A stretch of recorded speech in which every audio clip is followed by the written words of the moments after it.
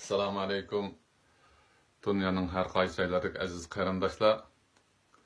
Men özümning oilasi haqida guvohlik bermoqchi. Mening ismim Yusuf Xalil. Yurtim, vatanim Sharq Turkistonning Korli shahar Avat yesidan. Men Turkiyaga 2016-yili 3-oyning 21-kuni keldim.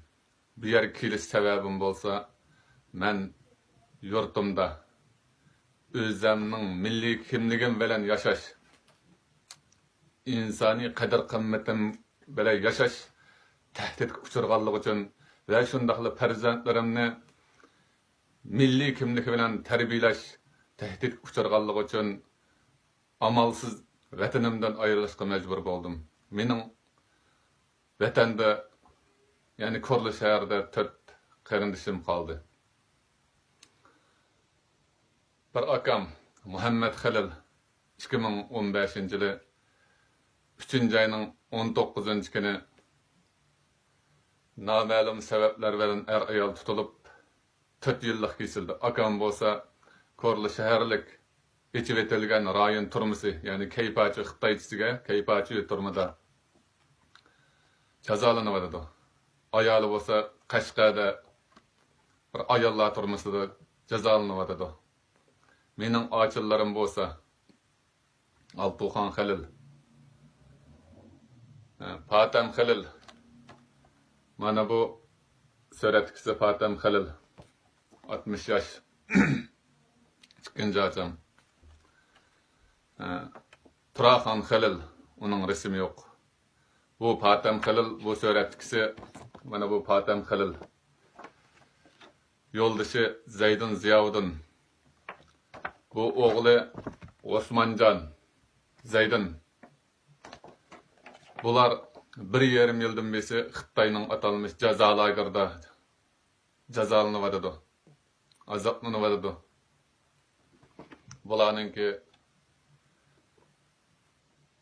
Uyg'ur qolgandan va yurtda tug'ilib o'sgan yurtda Sharq Turkiston bo'lganlikdan boshqa hech qanday jinoyat yo'q.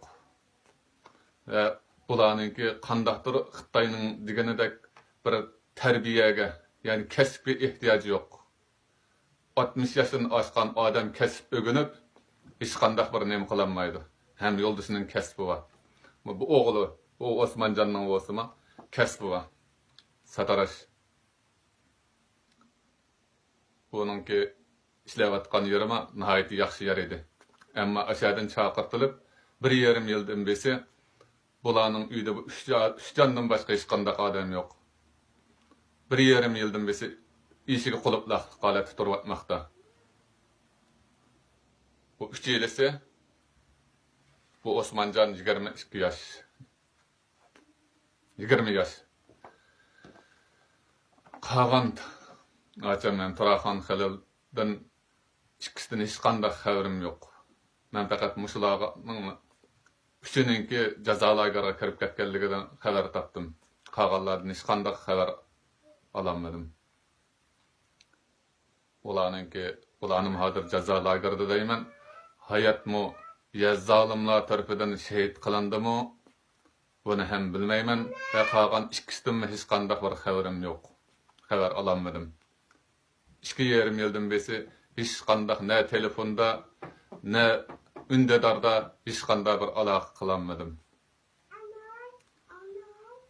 Men dunyoga shuni jakalayman.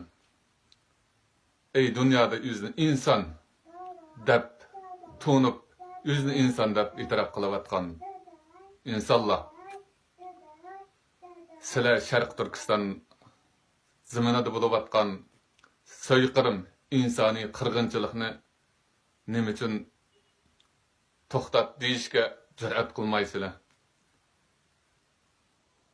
Milyonlagan insonlar mushu davrida inson tasavvur qilg'isiz, hatto inson ishongusiz zulmni va qirg'in qilinadi, azoblanadi. Ular odam bormi? Qutuldiringlar deb nido qilyapti. adam barmı? Yani dünyada ademiligini yo'qotmagan, üzünü adam dep tonigan adamlarninki şu Şarkı Türkistan'da qırgın qılınıvatkan bir medeniyetlik milletninki teltüks tügep gitişi qarap durmasligini ve şununla igi çıkışını tevencülük bilen sorayman.